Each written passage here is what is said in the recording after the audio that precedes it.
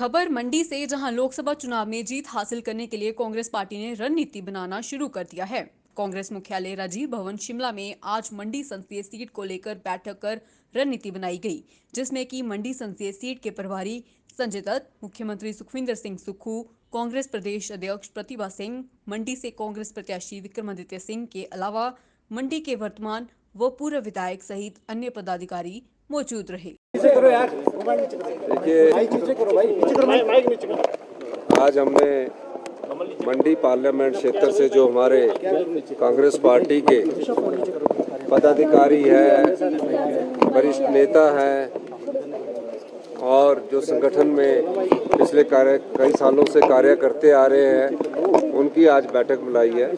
लोकसभा चुनावों के संदर्भ में ये बैठक है और निश्चित रूप से कि आने वाले समय में जो मंडी संसदीय क्षेत्र है, वहाँ हमारे जो कार्यकर्ता जो फील्ड से रिपोर्ट लेकर आए हैं, उसके आधार पर हम अगली रणनीति बनाएंगे और इसी प्रकार जो भी फीडबैक मिलेगा कि जो हमारी सरकार ने 15 महीने में जो कार्य किए हैं, वो ऐतिहासिक कार्य कांग्रेस पार्टी ने किए हैं। महिलाओं से सम्मान के कार्य किए हैं। पहली बार महिलाओं को जो अधिकार दिया गया है कि 1500 रुपये का हमने उन्हें मासिक प्रति माह सम्मान निधि देने की बात की है। 18,000 रुपये साल की बात की है। उसमें भी हमने जो रिप्रेजेंट किया था, उसमें चुनाव आयोग ने हमारी आधी बात को स्वीकार किया है कि वो जो फॉर्म है वो अब तहसील वेलफेयर ऑफिस में जमा हो सकते हैं। तो मैं उसके लिए सभी महिलाओं को भी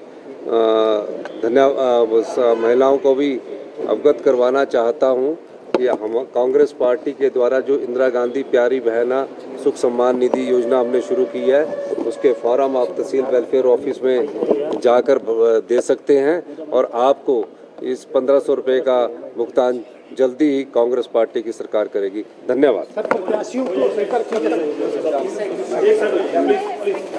आप सभी को मेरा नमस्कार। भारत में पहले चरण का मतदान 19 अप्रैल को होने जा रहा है। मैं तमाम मतदाताओं से कहूंगी, ये स्वर्णिम अवसर है आपके पास देश के लोकतंत्र में उठती आवाजों को बचाने का। ये अवसर है आपके पास देश के संविधान की रक्षा करने का। जी हाँ, इस तानाशाही के खिलाफ, कुशासन के खिलाफ, अन्याय के खिलाफ आप सबसे अपील है, 19 अप्रैल को पहले चरण के मतदान में कांग्रेस हाथ के निशान को चुने और इंडिया एलायंस के हमारे जो सहयोगी गठबंधन में चुनाव लड़ रहे हैं, उन्हें भी अपना भरपूर समर्थन दीजिए। ये लड़ाई आपको और हमें मिलकर लड़नी होगी।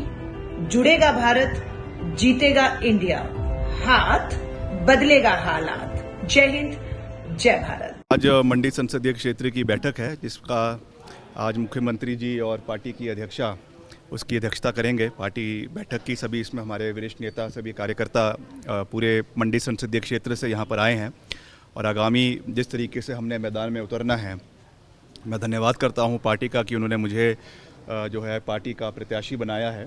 हालांकि मैंने टिकट के लिए अप्लाई नहीं किया था, मगर फिर भी जो रिस्पॉन्सिबिलिटी दी है हमने उसको स्वीकार किया है और फ्रंट फुट पे रहकर हम लड़ाई लड़ेंगे, लोगों के बीच जाएंगे और जो विकास कार्य हमने मंडी संसदीय क्षेत्र के लोगों के, पूरे प्रदेश के साथ साथ मंडी संसदीय क्षेत्र के लोगों का किया है, खास करके आपदा के दौर में हम जो लोगों के साथ दिन रात खड़े रहे हैं, केंद्र के साथ पूरा तालमेल बनाकर पिछले 15 महीने के मेरे प्रदेश लोक निर्माण मंत्री के कार्यकाल में हमने 3000 करोड़ के विकास कार्य सड़कों के प्रदेश के अंदर करवाए हैं।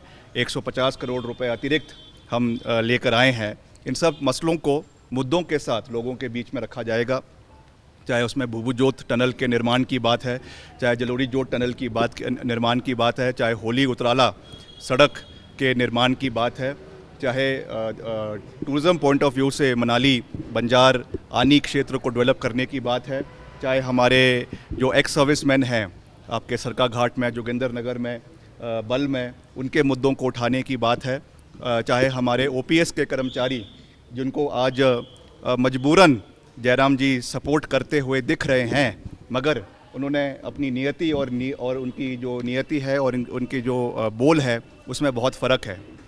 ये वही जयराम जी है जिन्होंने विधानसभा में व्यंग किया था और ये कहा था कि ओपीएस अगर चाहते हैं कर्मचारी तो वो चुनाव लड़े और अपने जो है सरकारी नौकरी को छोड़े। आज उनको जबरन ये बात कहनी पड़ रही है जहाँ की उनकी सरकारों ने ओपीएस को पूरे देश के अंदर बंद कर दिया है, मगर हमने इसको हिमाचल के अंदर हम लागू करेंगे। हमारे उप मुख्यमंत्री जी ने भी कहा है कि हम इसका कानून बनाएंगे। जब हमारी अभी चुनावों के बाद सरकार विधानसभा के अंदर कानून पारित करेगी ताकि इसको आने वाले समय में कभी भी अमेंड ना किया जा सके, कभी भी इसको हटाया ना जा सके। तो हम मुद्दों के ऊपर चुनाव लड़ेंगे। मंडी संसदीय क्षेत्र आप लोगों की नज़रों में हॉट सीट हो सकती है, मगर मेरी नज़रों में नहीं है। मेरी नज़रों में जितना महत्वपूर्ण हिमाचल के और विधानसभा क्षेत्र है और लोकसभा क्षेत्र है, उतना ही महत्वपूर्ण जो है वो मंडी संसदीय क्षेत्र भी है। और यहाँ के मसलों को जिस तरीके से मैंने पूरी मजबूती से पहले प्रदेश के मसलों को विधानसभा के अंदर उठाया, उसी मजबूती से हम आने वाले समय में हमारे देश की जो हमारा सबसे बड़ा लोकतंत्र का मंदिर है लोकसभा के अंदर इस मंडी संसदीय क्षेत्र के मसलों को उठाएंगे। और साथ ही साथ विकास कार्य तो होगा, मगर जो आज एक प्रहार सनातन धर्म के ऊपर भारतीय जनता पार्टी जो मंडी संसदीय क्षेत्र के अंदर कर रही है, लगातार हमारे देवी देवताओं का तिरस्कार कर रही है, लगातार हमारे सनातन धर्म का तिरस्कार कर रही है, उस पे भी हम लोगों के बीच में जाएंगे।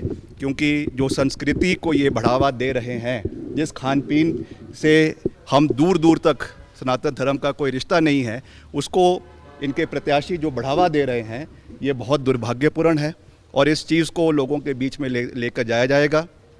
मैं भाजपा के अलावा जो संघ परिवार है, राष्ट्रीय स्वयंसेवक संघ है, विश्व हिंदू परिषद है, उनसे भी ये विनम्रतापूर्वक आग्रह करना चाहूँगा कि आपको संज्ञान लेना पड़ेगा।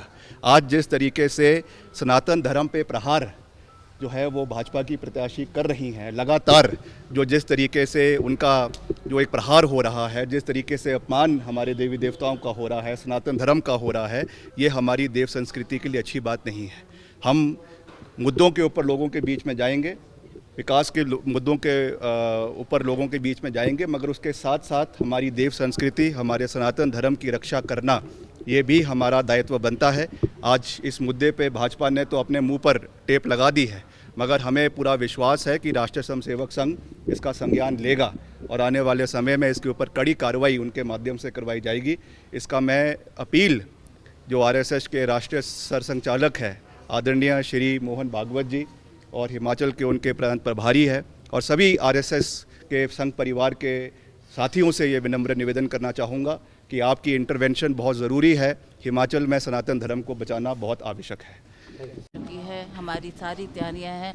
अब एक बैठक होनी है जिसमें माननीय मुख्यमंत्री अपना निर्देश देंगे, सभी वर्करों को अपनी अपनी जिम्मेवारी संभालने की बात करेंगे और उसी तरह से हम फील्ड में जाकर अपने वर्कर को लेकर जाएंगे और दौरा शुरू करेंगे ताकि हमारे सभी वर्कर एक्टिवेट हो और हम पार्टी के लिए एकजुट होकर काम करें। कौन सी पार्लियामेंट्री? ये मंडी पार्लियामेंट्री हल्के की बैठक आज बुलाई है। कल